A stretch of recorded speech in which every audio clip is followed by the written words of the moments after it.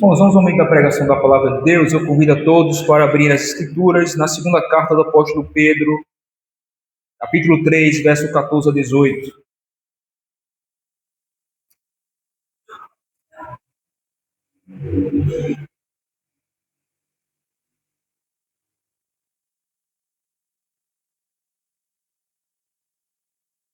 Segunda carta do apóstolo Pedro, capítulo 3, verso 14 a 18.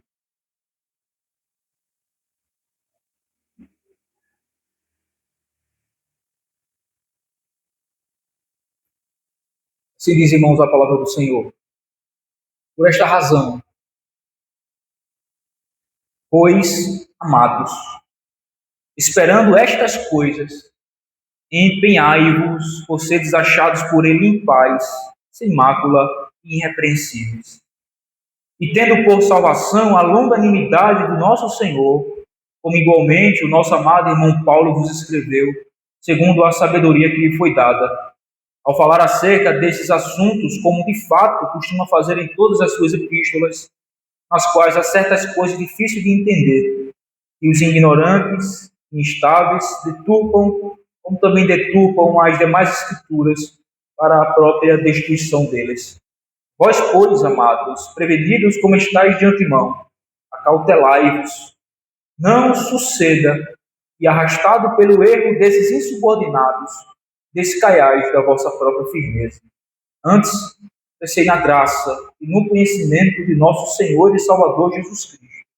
A Ele seja a glória, tanto agora como no dia eterno. Amém. Vamos orar.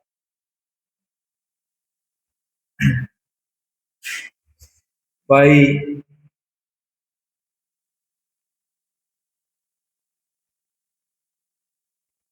nós somos gratos a Ti, Senhor, por Tua palavra e pela liberdade que Tu nos dá de poder lê-la publicamente e agora poder pregá-la publicamente, ouvi-la publicamente, estudá-la, Senhor, meditar nela publicamente, sem nenhum impedimento, Senhor. E nesse momento, Senhor, Tua palavra será explicada, ensinada, pregada, aplicada, e nós reconhecemos ao Senhor a grandiosidade do que é esse trabalho, do que é esse serviço, do que é esse momento. Em contraste, Senhor Deus, com os instrumentos, Deus, que é o homem mortal. Conforme na linguagem das Escrituras, são vasos de barro, Senhor. Exatamente para que a excelência da glória seja tua e não nossa. Por essa razão, nós nos voltamos para Ti nesse momento a pedir a Tua bênção, Senhor. Que o Senhor nos seja gracioso, bondoso. Que o Senhor nos favoreça, Senhor. Que o Senhor, Deus, possa iluminar, Senhor, o nosso entendimento, o nosso coração, a nossa mente. E nos conduzir, Senhor, à compreensão fiel, Senhor Deus, verdadeira dessa passagem, Senhor. E então, Senhor Deus, aprendemos e entendemos o que o Senhor está falando conosco através da Tua palavra. Então, Senhor Deus, empenharmos para moldar a nossa vida em conformidade com essas verdades. Que o Senhor Deus possa abrir nosso coração e nossa mente nesse momento. Preparar, Senhor Deus, o terreno da nossa alma para receber a Tua boa semente, que é a Tua palavra. E que a mesma possa frutificar, Senhor. A fim de que em nós, o homem de Deus, seja perfeito, perfeitamente habilitado para toda boa obra, como diz as Escrituras. Seja conosco, Senhor, e se agrade em nos abençoar, em nos ensinar, em nos edificar na verdade, na justiça. Para a glória e louvor de Teu bendito nome, assim, Deus, nós oramos e Te pedimos, agradecidos e humildemente, consciente da nossa completa dependência à Tua, em nome de Jesus, nosso Senhor. Amém. Amém. Preparados para o novo mundo, é o título do nosso sermão.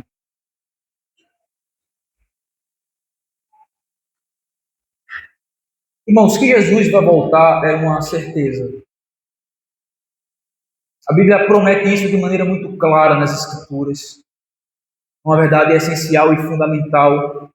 Jesus Cristo, ele raiará sobre as nuvens do céu com poder e grande glória, em um dia determinado pelo Pai para isto acontecer, a fim de ele dar fim, cabimento a esta era, iniciar uma nova era. A Bíblia apresenta essa nova era aqui em Pedro como sendo os novos céus e nova terra nos quais habita a justiça.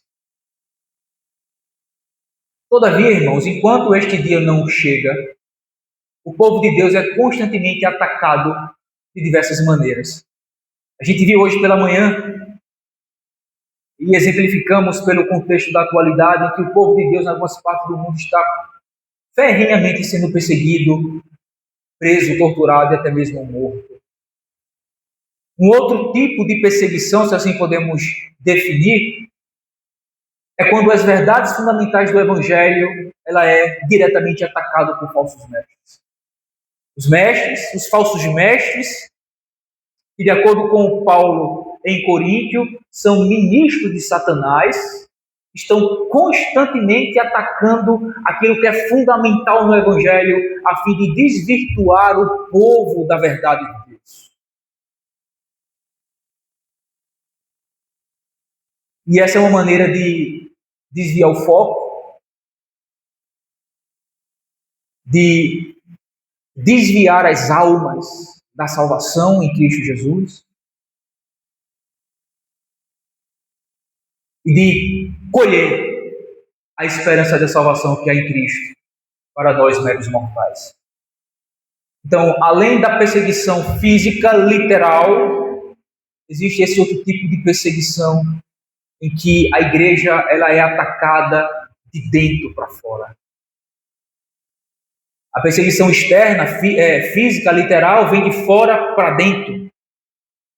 Mas a perseguição em que os ministros de Satanás estão introduzidos no meio do povo de Deus, essa perseguição acontece de dentro para fora, quando estes falsos mestres querem sempre minar as verdades do Evangelho, as verdades inegociáveis, basilares e fundamentais, a fim de tirar a esperança do povo em relação à vida eterna, ao novo céus e nova terra nos quais habita a justiça, que nós tanto esperamos, anelamos e desejamos. Irmãos, muitas verdades fundamentais da doutrina cristã são constantemente atacadas por homens ímpios, sendo que os mais perigosos são aqueles que vestem uma capa de religião. São os mais perigosos. Uns duvidam da doutrina, outros negam a doutrina e ainda outros torcem, deturpam tais verdades inegociáveis e resultará por fim em suas próprias destruição. O pior de tudo, irmãos, é que tais homens ímpios, via de regra, têm grande poder de influência. Têm grande poder de influenciar pessoas desavisadas e despreparadas, atraindo-as e desviando-as do caminho da verdade.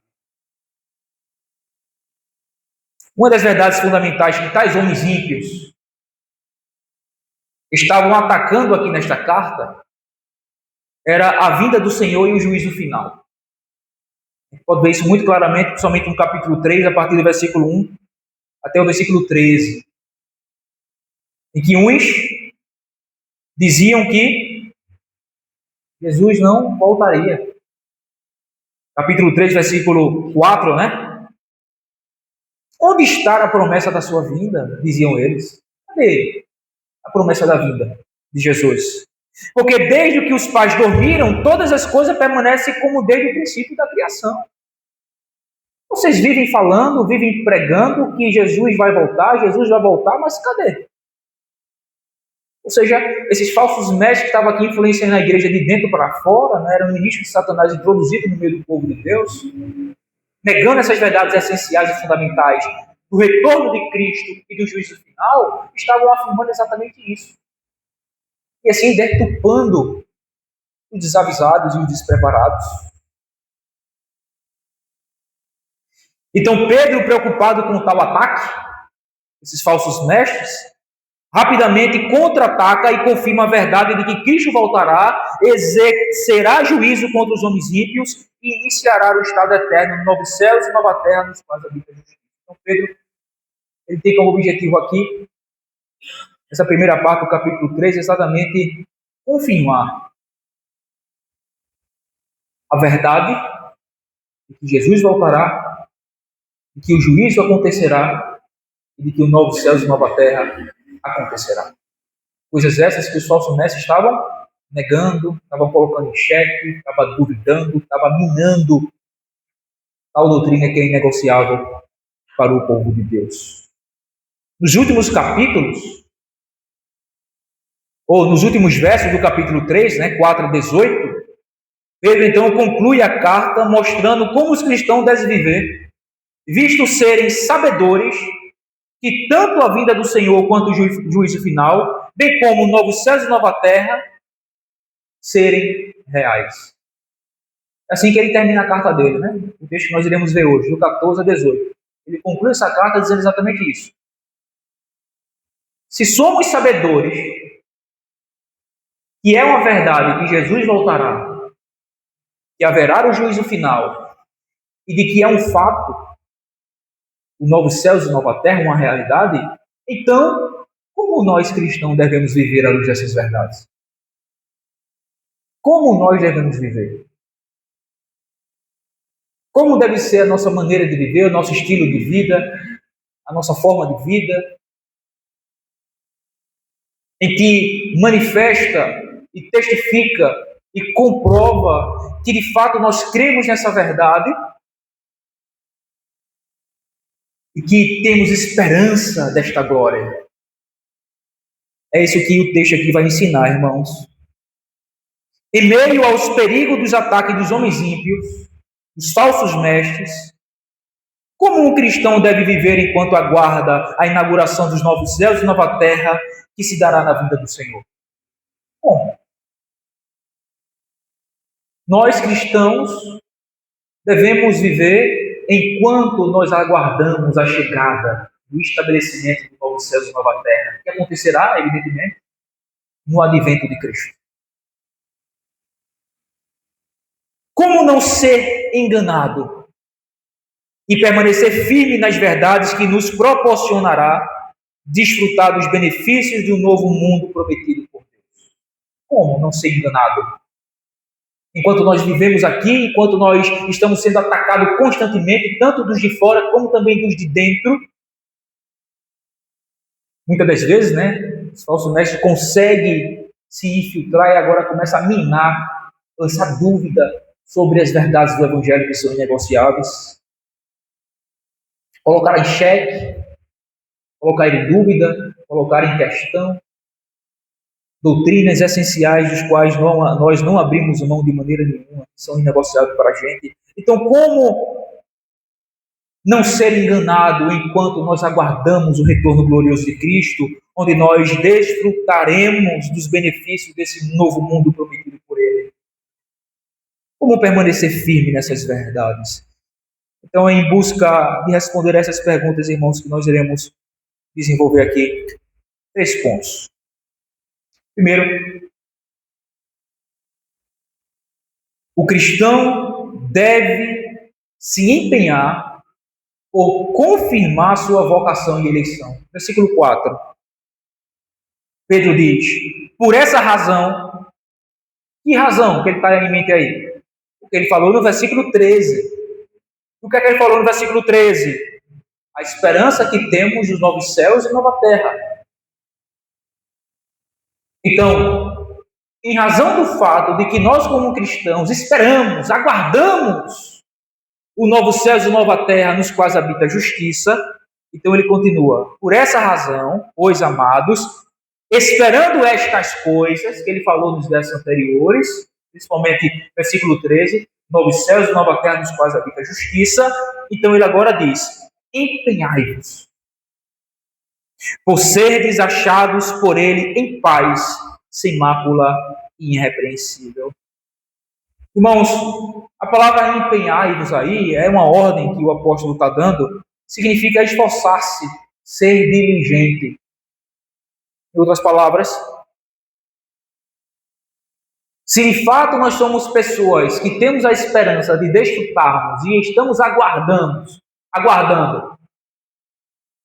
a manifestação do nosso Senhor, para que então seja estabelecido novos céus e nova terra nos quais habita a justiça, e então podemos desfrutar dessa promessa,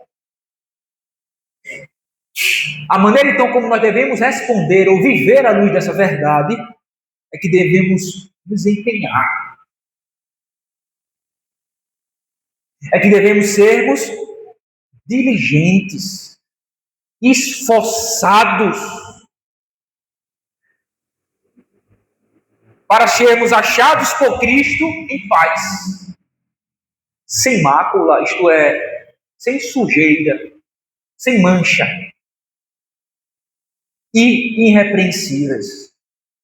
Em outras palavras, isso está falando a respeito da confirmação da nossa vocação e eleição. E, consequentemente a isso, essa confirmação da nossa vocação e eleição, ela é estabelecida por uma doutrina que a gente muito fala aqui. O outro lado da justificação, qual é? A santificação. A santificação, ela é o outro lado da moeda da salvação.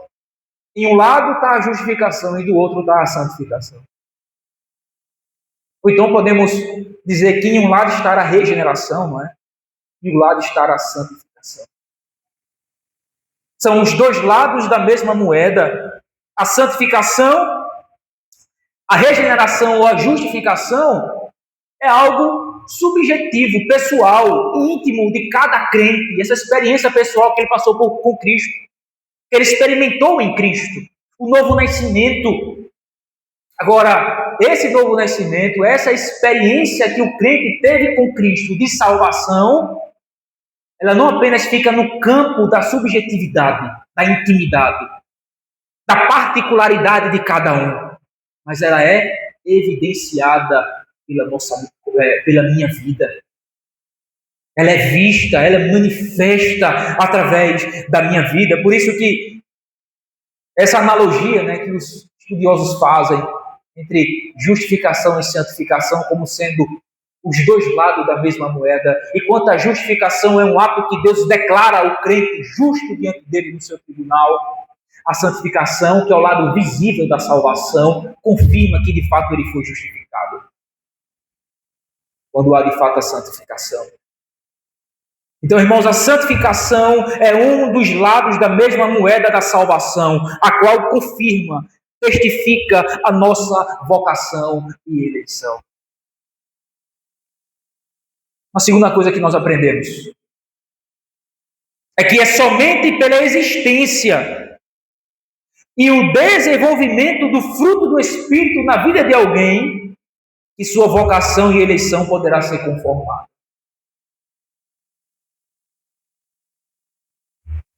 Se não existe, meu irmão,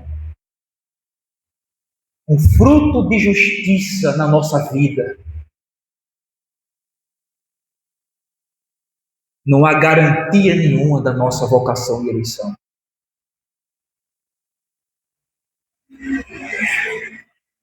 Não havendo a existência e o cultivo do fruto do Espírito, não há garantia nenhuma que tal pessoa, ainda que afirme, que professe, seja de fato salva. Como o autor hebreus vai dizer, que sem santificação, ninguém verá o Senhor. Não é que nós seremos salvos por aquilo que nós fazemos, mas é que a salvação testifica exatamente da nossa salvação. Ou melhor dizendo, a santificação testifica exatamente da nossa salvação. É por isso que sem ela, ninguém verá o Senhor. Sem tal manifestação, tal evidência, tal desenvolvimento dessas virtudes que confirmam a nossa santificação, não há garantia nenhuma, ainda que eu professe de que eu sou alguém salvo. Então, primeiramente, irmãos, Essa é a maneira em que nós devemos viver enquanto aguardamos o retorno glorioso do nosso Senhor, para então desfrutarmos de novos céus e nova terra, dos quais habita a justiça que Ele prometeu. Como? Empenhando-se, desenvolvendo a salvação, na linguagem de Paulo aos Filipenses.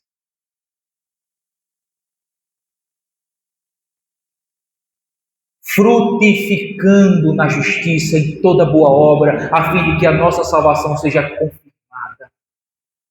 A nossa salvação e eleição seja confirmada, ratificada, através de uma vida de um progresso em santificação. Por entenda, não está se falando aqui de perfeição, mas está se falando aqui de progressão.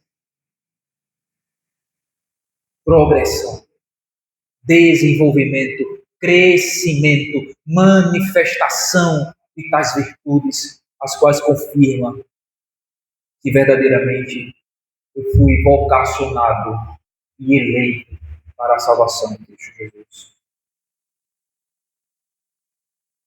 É assim que você tem esperado o Senhor?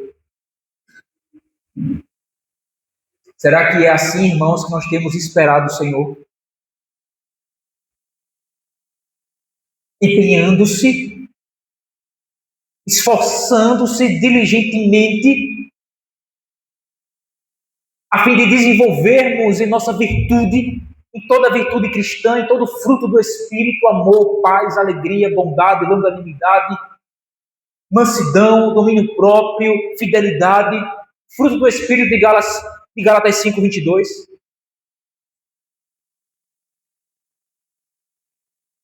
Preste atenção, a maneira que nós vivemos confirma o que nós esperamos, confirma onde está a nossa esperança. Se a nossa esperança está no Senhor, a gente vive de acordo com aquilo que a gente acabou de ler na nossa leitura devocional em 1 de João 3.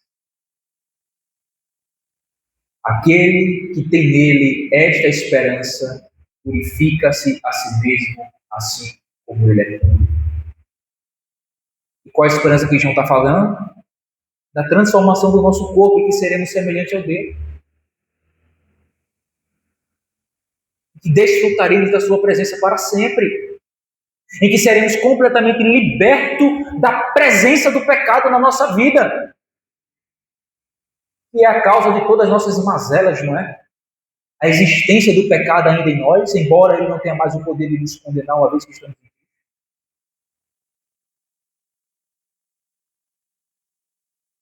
Mas a nossa esperança está em Cristo e ansiamos por este glorioso dia em que adentraremos um novo céu e nova terra nos quais habita a justiça. Então, enquanto nós aguardamos, a nossa vida deve manifestar exatamente isto. Essa esperança, como? Através de uma vida de santidade. De uma vida empenhada para agradar o Senhor em todas as coisas. Como Paulo fala em Romanos capítulo 12, uma vida que é como um sacrifício vivo, santo e agradável a Deus. Sendo entregue completamente, com todas as áreas e aspectos da minha vida, vivendo para a glória dele e esperando confiantemente e alegremente, esperançosamente, este grande dia chegar.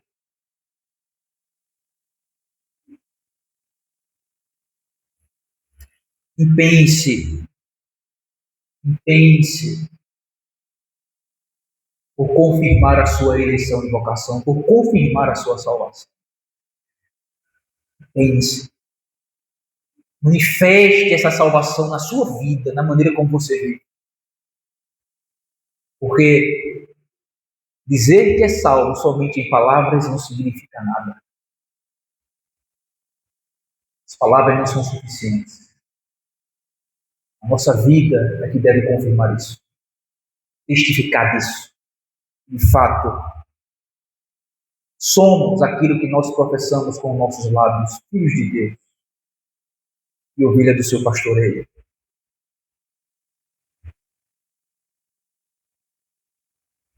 Em segundo lugar, irmãos,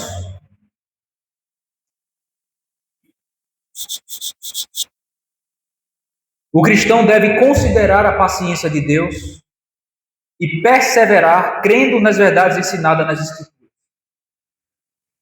Então veja, em primeiro lugar, diz respeito à santificação, à confirmação da eleição. Em segundo lugar, diz respeito ao que nós cremos. Em primeiro lugar, diz respeito ao que como nós vivemos. Que vai confirmar a nossa eleição e vocação e, consequentemente, testificar de uma vida que de fato espera e anseia pelo Senhor. E em segundo lugar, diz respeito àquilo que nós cremos. Permanecer nas verdades centrais das Escrituras. Continuar crendo.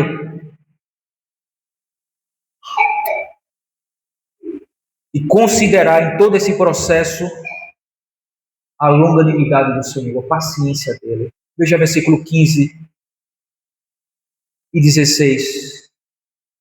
E tende por salvação a longanimidade do nosso Senhor, como igualmente o nosso amado irmão Paulo vos escreveu, segundo a sabedoria que lhe foi dada, ao falar acerca desses assuntos, como de fato costuma fazer em todas as suas epístolas, nas quais há certas coisas difíceis de entender, que os ignorantes e instáveis deturpam, como também deturpam as demais escrituras para a própria destruição deles. Irmãos, logo no começo do versículo 15, e tende por salvação a longanimidade do nosso Senhor.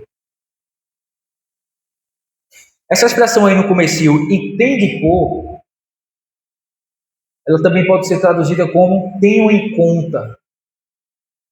Ou também tem o sentido de conduzir, de ir adiante.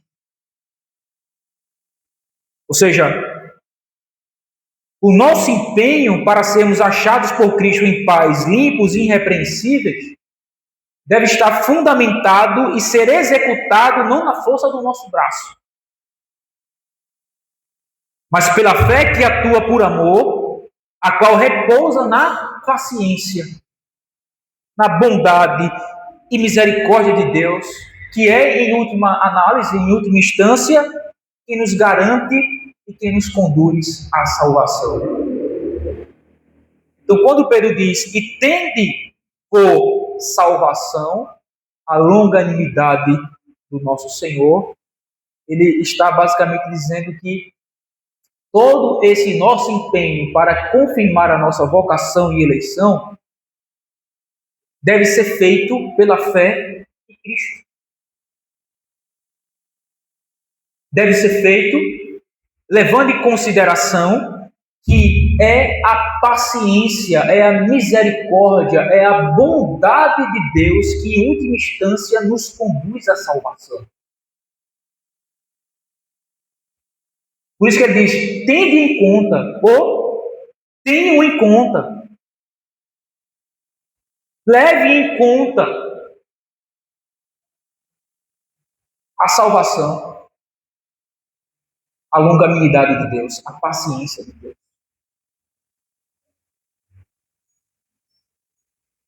Devemos desenvolver a nossa salvação, tendo em conta isso. Considerando isto, que é a longanimidade, que é a paciência, que é a misericórdia, a bondade do Senhor que nos conduz à salvação. Não a força do nosso braço, não as nossas próprias obras. Não até mesmo esse próprio empenho em si. Porque ele não é a causa para a salvação, mas ele é a manifestação dela. Esse empenho, esse ser diligente para confirmar a nossa vocação e eleição, não é a causa da nossa salvação, mas é a consequência dela. É o efeito dela na nossa vida, esse empenho, e esse empenho deve então ser executado por nós, tendo em conta, levando em consideração que é a bondade, a misericórdia, a graça de Deus que nos conduz à salvação. Não a força do nosso braço. É vivendo e procedendo pela fé que atua por amor.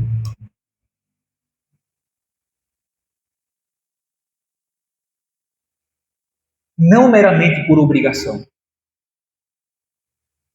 E isso, irmãos, faz toda a diferença quando a gente entende isso. Leis são obrigações, certo? É um fato. Nós não negamos isso. O cristão, Cristo, Deus, na sua palavra, estabelece leis para que nós possamos obedecê-la. Mas não é obediência pela obediência.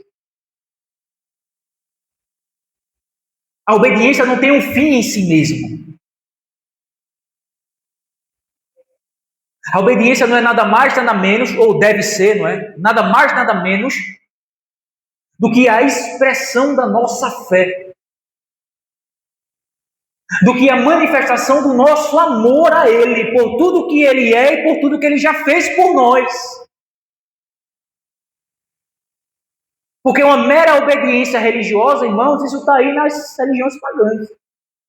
As pessoas obedecem ou fazem o que é mandado simplesmente por fazer. E muitas vezes por uma moeda de troca, para alcançar algum favor da divindade que está sendo buscada ou adorada. Eu vou fazer isso porque eu fazendo ele me dar aquilo outro. É por isso que eu faço. Não, eu vou fazer isso porque é assim que tem que ser feito. Certo? A vida cristã também tem leis, tem regras. Mas não é a regra pela regra, não é a lei pela lei, não é a obediência pela obediência. Mas tal obediência não é nada mais, nada menos do que uma manifestação de uma fé viva e verdadeira no Cristo ressurreto, a qual atua e opera por amor a Ele. Não por imposição ou opressão. Uma fé que atua por amor.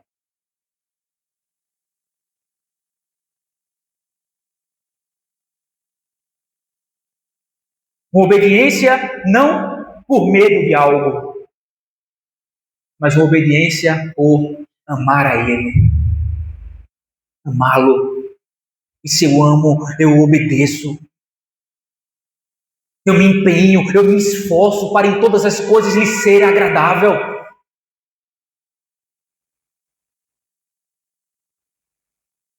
Para em todas as coisas ele ser louvado em minha vida.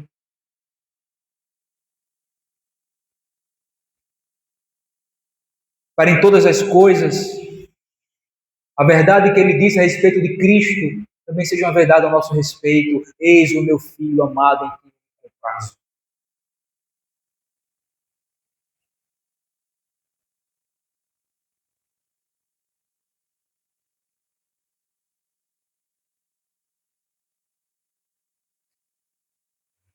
Uma outra verdade que nós aprendemos nesse texto, agora mais focado no versículo 16,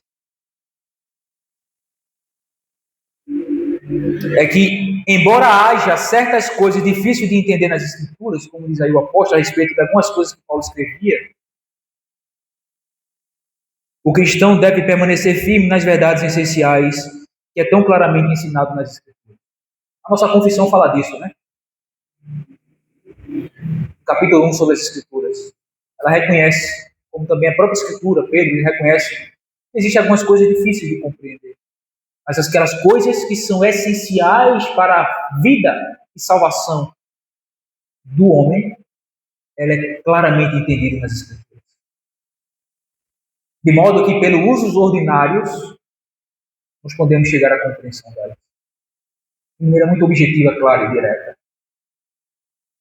Então, irmãos,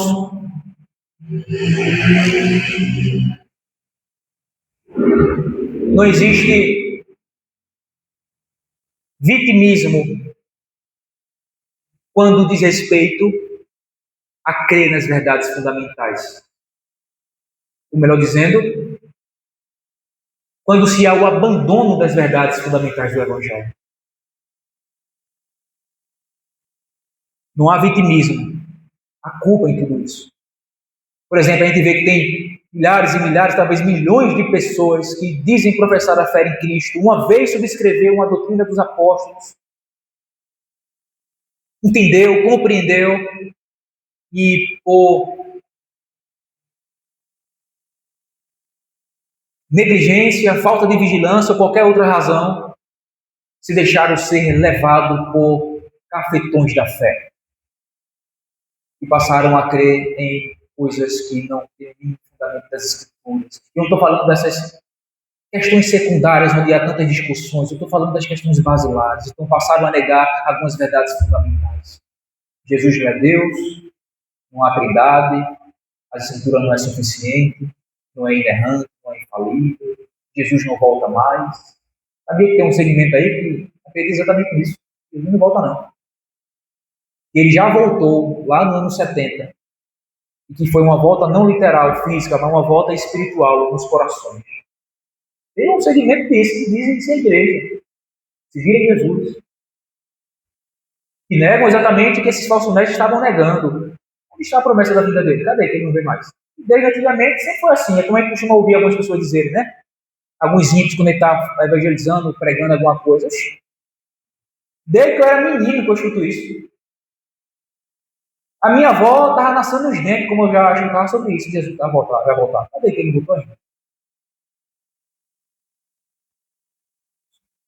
Não existe isso. Então, embora exista coisas difíceis de compreender, as coisas essenciais elas são claras nas Escrituras. As verdades fundamentais, essenciais, ela é claramente ensinado nas Escrituras, e enquanto o cristão espera esperançosamente o retorno glorioso de Cristo para desfrutar do novo céu e da nova terra nos quais habita a justiça, ele deve permanecer firme nessas verdades. Não arredar o pé delas, não negá-las, não retroceder. Antes, permanecer firme, crendo nessas verdades. Uma outra verdade que nós aprendemos ainda nesse verso, irmãos, é que distorcer doutrinas fundamentais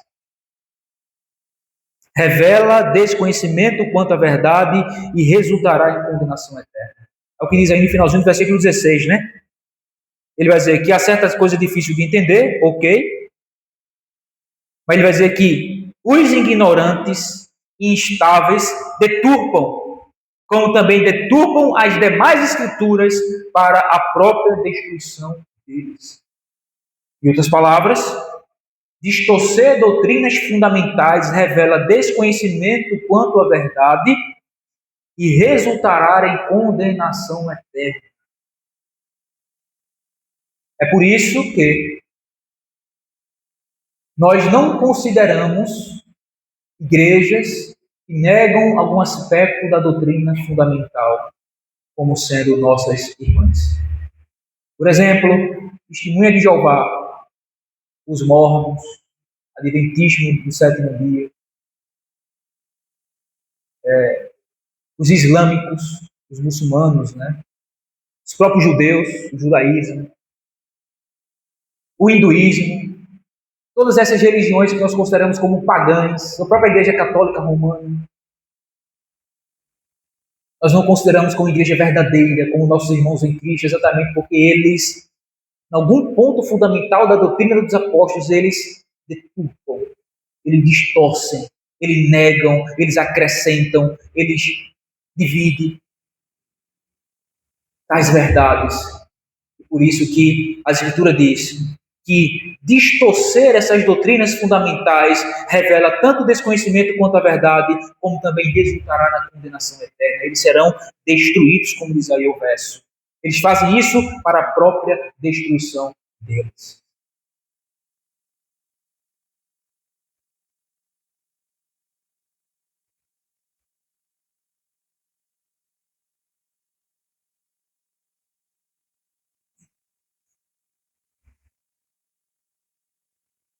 Todo falso pastor, Toda falsa igreja sempre deturpará doutrinas fundamentais e inegociáveis, seja acrescentando, seja subtraindo ou distorcendo.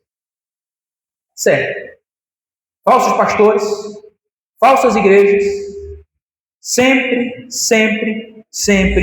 irá deturpar as doutrinas fundamentais e inegociáveis do Evangelho. Como é que eles fazem isso? Acrescentando ou subtraindo. Vamos usar as 4 operações da matemática, né? Como identificar uma falsa igreja, um falso pastor? Deixa eu ver se eu lembro. Primeiro, ele adiciona. Adiciona o quê?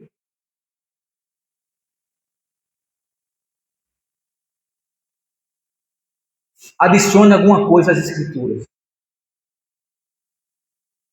Todo falso pastor, toda falsa igreja nunca tem as escrituras como sendo suficiente. Ela sempre vai adicionar algo às escrituras. Ou subtrair, consequentemente. É mais difícil subtrair. Normalmente eles adicionam. Eles têm a Bíblia e tem mais alguma coisa em pé de igualdade com a Bíblia. Como, por exemplo, tem um livro dos Mormons que eles consideram em pé de igualdade com as escrituras.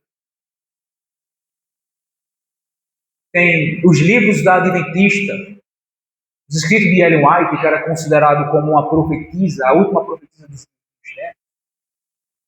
Então, os escritos dela é praticamente considerado como pé de igualdade com as escrituras. Tem o Alcorão, que é o livro dos muçulmanos, o livro sagrado deles. Tem os Testemunhos de Jeová. E tem alguns livros também que eles consideram. Então, eles sempre adicionam algo além, algo a mais às escrituras. Eles também subtraem. Eles subtraem o quê? Alguma coisa do ser de Deus. Toda seita, falso pastor, falsa igreja, ele vai subtrair algo a respeito do ser de Deus. Então, eles negam a Trindade.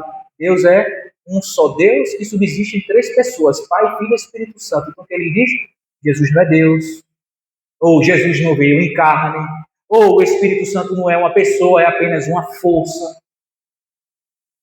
Subtraindo algo do ser de Deus. Eles multiplicam. Multiplicam o quê? Os meios de salvação. A salvação é pela graça através da fé, mas ele acrescenta algo a mais para a salvação. Eles multiplicam a maneira como alguém pode ser salvo. Você é salvo pela fé, mas também é salvo por dar o dízimo, mas também é salvo por praticar as boas obras, mas também é salvo por vir à igreja, mas também é salvo por guardar certas regras. Multiplica a maneira de alguém ser salvo. E por fim, ele divide. Significa dizer que eles se consideram o único grupo verdadeiro de Deus. Eles separam, dividem, eles são exclusivos, em que eles se consideram como sendo a única igreja verdadeira, o único povo verdadeiro de Deus. Como, por exemplo, a igreja adventista. Eles dizem, confessam que eles são os remanescentes fiéis, e que todas as demais são babilônias. Os testemunhos de Jeová, né? Da mesma maneira. Os mormons, eles são os santos dos últimos dias. Ou seja, eles dividem no sentido de que fora da denominação dele, do grupo religioso dele, não há salvação. Eles são exclusivos. Exclusivistas. Então, só é você pensar nas 4 operações da matemática: adição, subtração, multiplicação e divisão. É uma boa base para a gente identificar um falso pastor, um falso profeta, uma falsa igreja, uma seita. Então, irmãos, essa é a segunda maneira pela qual nós devemos, então, esperar Jesus. Como? Mantendo-se firme nas verdades das Escrituras, e empenhando-se, tendo a consciência e levando em conta que, em última instância, é o Senhor que nos conduz à salvação. Portanto, não vivendo, confiando em si mesmo, mas sim na graça de Cristo. Por último lugar, irmãos, enquanto o cristão aguarda o retorno glorioso de Cristo, então, para desfrutar do novo céu e nova terra, nos quais habita a justiça, o crente deve ter o cuidado para não ser enganado e deve crescer no conhecimento do Senhor. Versículo 17 e 18. Vós, pois, amados, prevenidos como estáis de antemão, acautelai-vos. Não suceda que, arrastado pelo erro desses insubordinados, descaiais da vossa própria firmeza. Antes, crescei na graça e no conhecimento do nosso Senhor e Salvador Jesus Cristo. A Ele seja a glória, tanto agora como no dia eterno. Amém. Irmãos, não ignore o poder persuasivo dos falsos mestres. Não ignore. Eles têm um alto poder de persuasão, de convencimento. Primeiro que são bajuladores. Mercadejam a palavra. O objetivo é tirar das pessoas. São avarentos e gananciosos. Está aí no 2º capítulo de Pedro. Fala exatamente sobre o caráter desses falsos mestres. A primeira parte. Então, uma coisa que nós precisamos entender é que nós não devemos ignorar o poder persuasivo dos falsos mestres. Sobretudo, irmãos, porque há muitos crentes desavisados, descuidados e despreparados. E é a razão pela qual Pedro vai dizer: cresçam na graça, cresçam no conhecimento. E a razão também pelo qual ele irá dizer, advertindo, acautelai-vos. Como ele diz aí no versículo 17. Acautelai-vos, tenham cuidado, fiquem atentos. Em outras palavras, sejam bereanos. Como Paulo vai dizer aos Tessalonicenses: examinai tudo e retei o que é bom. Tem muita gente falando em nome de Deus. Mas será que de fato vem de Deus? Eles afirmam ser profeta de Deus, ser enviado por Deus, serem vocacionados pelo Senhor. Mas será que de fato são? Por isso a advertência: cautelai-vos. Vocês estão avisados de antemão, estão prevenidos de antemão a respeito de que os falsos mestres, os enganadores, é uma realidade no meio do povo de Deus. É alguém que sorrateiramente se introduz, se aconchega, que ganha simpatia, é alguém que envolve a pessoa, alguém com poder de persuasão, e daqui a pouco os desavisados estão completamente na lábia dele. E daqui a pouco estão negando verdades fundamentais e inegociáveis, dos quais o povo de Deus não deve abrir mão de maneira nenhuma. Por isso a advertência: tomem cuidado, fiquem atentos, examinem tudo. É dever do cristão tomar o devido cuidado para não ser enganado. Preste atenção. Ser arrastado pelos erros mortais desses insubordinados não te qualifica como vítima, mas como cúmplice e culpado de falso testemunho. Em outras palavras, essa multidão de pessoas que a gente vê sendo enganada aí por muitos falsos mestres, elas não são vítimas dele, são cúmplices. E a razão pela qual elas se deixam ser levadas, ou se deixam ser persuadidas por eles, é porque o que eles falam, prometem e oferecem é exatamente aquilo que aquelas pessoas querem. É por isso que as igrejas que pregam a teologia da prosperidade aí podem ir nesse exato momento. Não tem lugar para ninguém mais entrar. Vá na Universal. Vá aqui na Mundial do Poder de Deus. Vá nessas igrejas neopentecostais que pregam a teologia da prosperidade, para você ver. A gente costuma até conversar, o Hélio, o Carlos. Dia de semana, segunda, terça, quarta, todo dia tem culto e todo dia está lotado.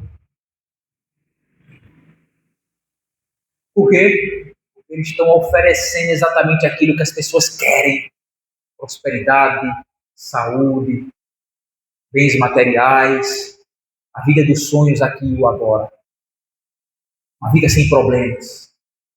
Uma vida triunfante. Negando a realidade do que é a vida cristã.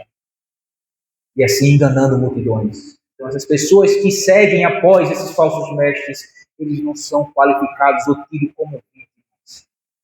São cúmplices e culpados de um falso testemunho e de um coração que não está verdadeiramente em Cristo.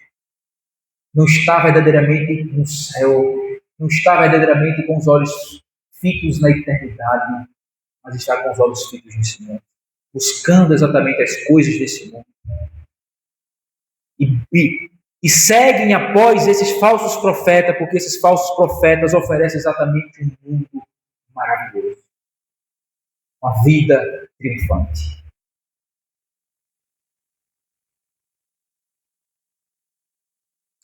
E a última lição que nós aprendemos desse último verso é que é dever do cristão crescer na graça e no conhecimento de Cristo.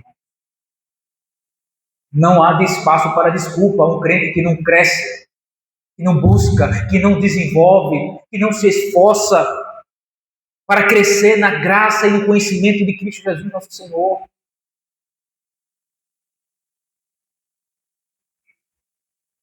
Qual foi a última vez? Eu vou ser até mais ameno. Mas qual foi a última vez que você leu um livro da Bíblia? Um livro da Bíblia. A Bíblia tem 66. Qual foi a última vez que você leu um livro da Bíblia?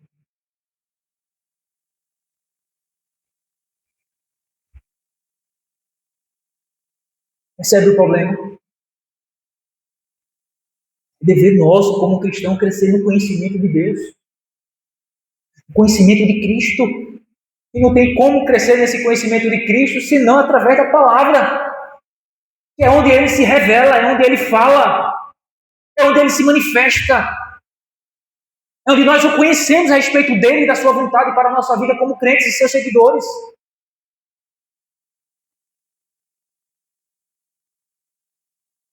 Essa é a razão, irmãos, do porquê muitos de nós pegamos na fé. Caindo pelas beiradas, tropeçando pelos caminhos. Porque nós temos assumido a responsabilidade de buscarmos crescer na graça e no conhecimento do que é em Cristo Jesus. De nos alimentar de Cristo, indo diretamente à fonte, onde Ele se manifesta e se revela para nós. Tanto por meio da oração, evidentemente, como também pelas Escrituras. E para constranger algum de vocês, qual foi a última vez que você leu a Bíblia?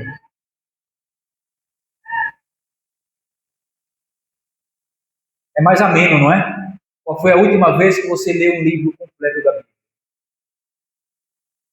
É mais ameno. Mas qual foi a última vez que você leu a própria Bíblia? O dia que você pegou a Bíblia e disse assim, vou sentar aqui, vou ler, vou meditar, e vou buscar o Senhor. Qual foi a última vez?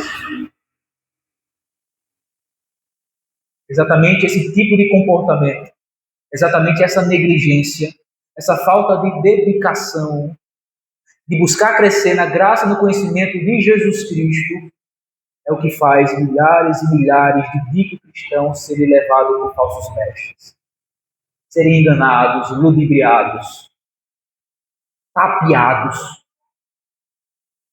porque não têm conhecimento, não buscam conhecimento, não buscam crescer no conhecimento de Cristo. Então são presas fáceis para esses lobos vorazes que por aí andam. Conclusão. Você está preparado para o novo mundo? O que a sua vida diz e prega?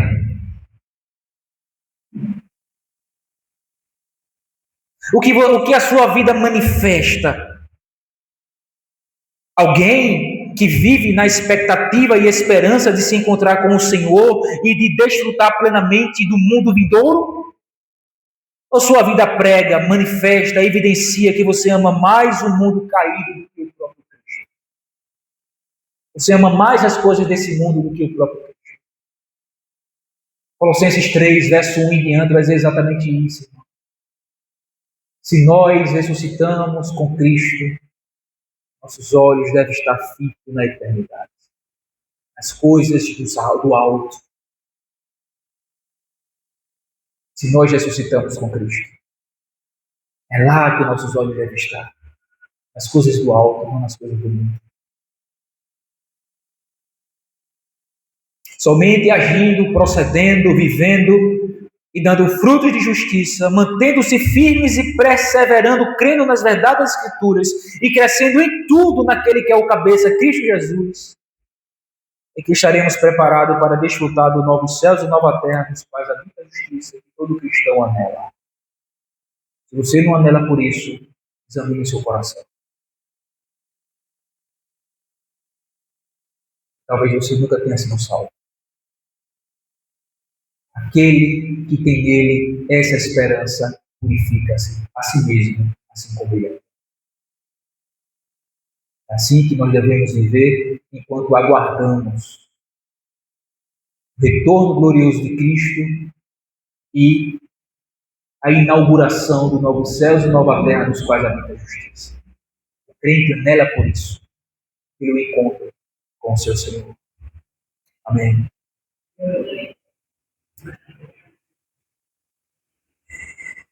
Pai bendito,